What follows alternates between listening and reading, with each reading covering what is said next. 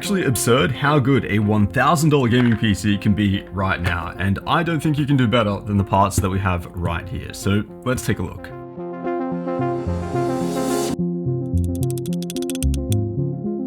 Alright, let's talk about the CPU first, and for this build, I've actually gone with the Intel 12600K. Yeah, I know it's a couple of generations old now, but let me tell you, it is an absolute steal right now for $150.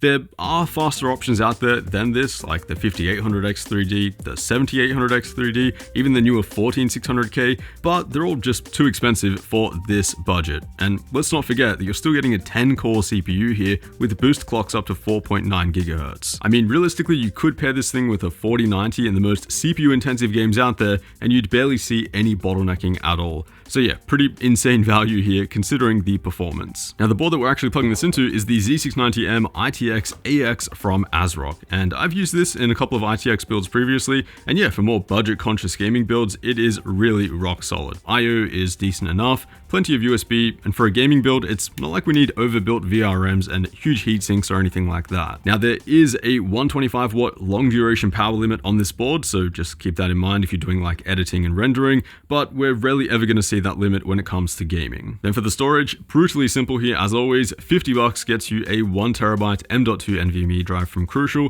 This one is the P2, which I've used a bunch of times. Really great option if you just need a really quick little game drive at a really affordable price. Not so great if you're doing massive transfers, editing and stuff like that. I unfortunately learned that the hard way. But yeah, if you just want a snappy game drive at a really insane price, you can't really beat these. You'll find that tiny M.2 screw in the motherboard box, and this board does actually have two M.2 slots, so if you want to add another one down the road, you can do that pretty easily. Now for the memory, I really wanted to go for 32 gigs for this build, but I just couldn't fit it into the budget. 16 gigs is still enough these days for gaming though, so no real issues there, and $50 surprisingly gets us this 3600 MHz RGB kit from G.Skill. As for the CPU cooler, I've gone with none other than the Hyper 212 from Cooler Master. Just an insanely capable cooler for $29. Really cannot go wrong with this thing, and it's the black edition as well for more of that stealthy look. Installation is pretty straightforward. We just need the LGA 1700 mounting hardware, which includes a motherboard bracket and then two more brackets that screw onto the CPU cooler like this.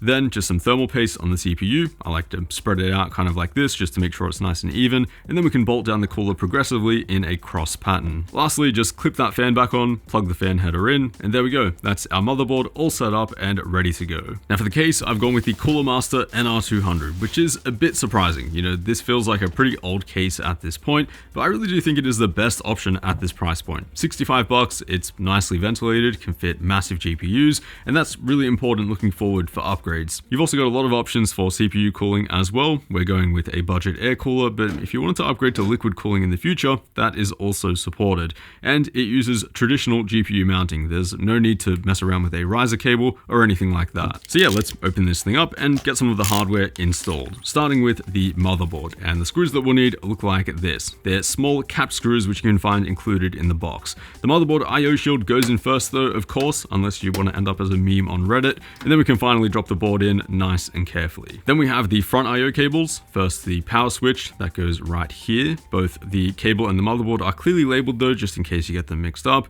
Then we have the audio jack cable, which is all the way over to the bottom left, and then finally the front USB cable that plugs in right underneath the motherboard 24 pin over on the right. Okay, now the power supply that I've gone with here is the SP750 from Lee & Lee. This is one of the more affordable, high-powered SFX options at the moment, and surprisingly it comes with sleeved cables, which I wasn't expecting. We basically need all of them except for the Molex and SATA cables, and getting them plugged in looks something like this. Installation is pretty easy. We just remove this bracket from the case with two screws, bolt the power supply right onto it, and then simply just reinstall it. After that, we can go ahead and plug it into our motherboard. I've done the CPU 8-pin cable first here, where I did have to temporarily remove the CPU cooler fan to get it plugged in.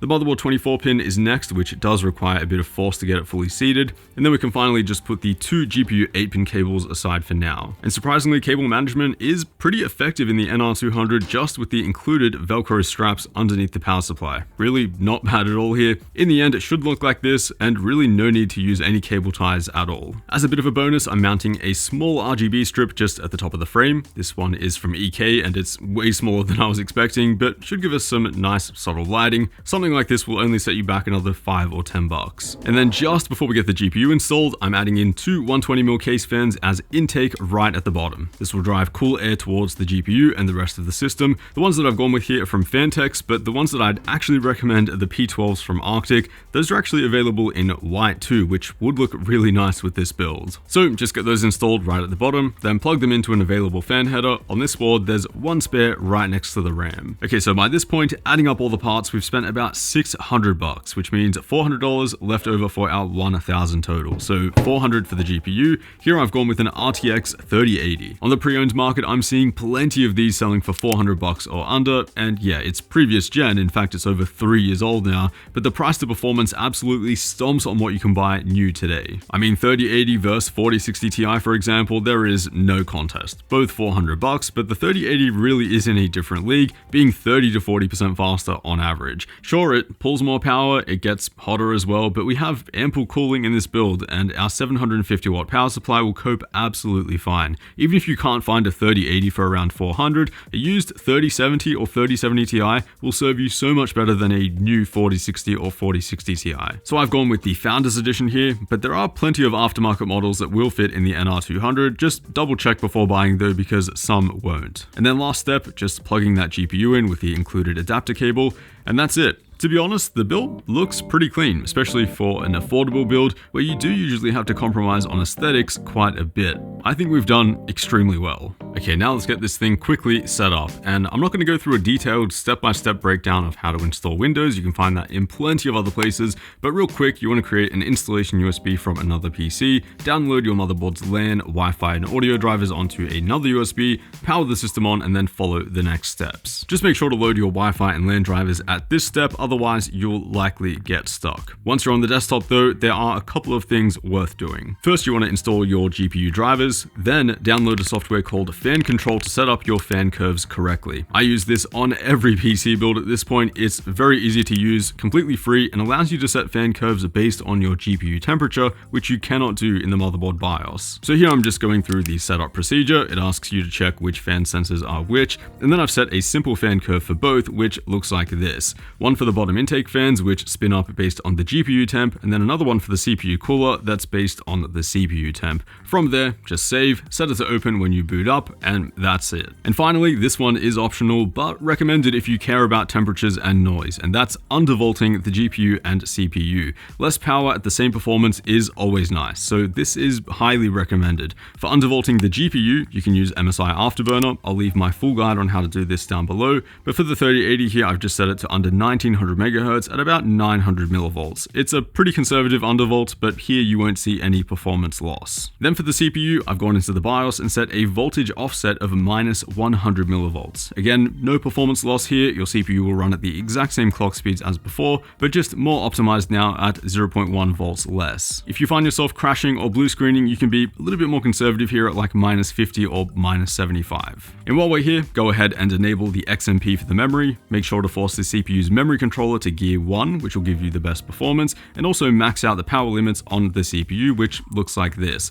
Then just press F10 to save and quit, and that is everything completely set up. And the performance is pretty insane at $1,000. I'm going to say you will not find anything like this if you're going to buy a $1,000 pre-build, or if you were going to go with a 4060 Ti. At 1440p, we're seeing some really good frame rates here. You know, you could pair this with a 165Hz monitor pretty comfortably. Even a 1440p 240Hz monitor would be a pretty good match. And look, it's not the latest generation of GPU, but the frames that you're getting are just undeniable for the money, and you still can use technologies like ray tracing and DLSS. I ended up playing a bunch of the finals on this build, and yeah, it was pretty fun. Not the most optimized game out there, and I was seeing just under 144Hz, but still felt nice and responsive. A 3080 most of the time was well below 70 degrees, and it takes more demanding games out there without DLSS enabled to push it beyond that. That undervolt on the GPU, as well as those bottom intake fans, definitely helping us out here. In F123, after 30 minutes, both the CPU and GPU were in the mid-70s.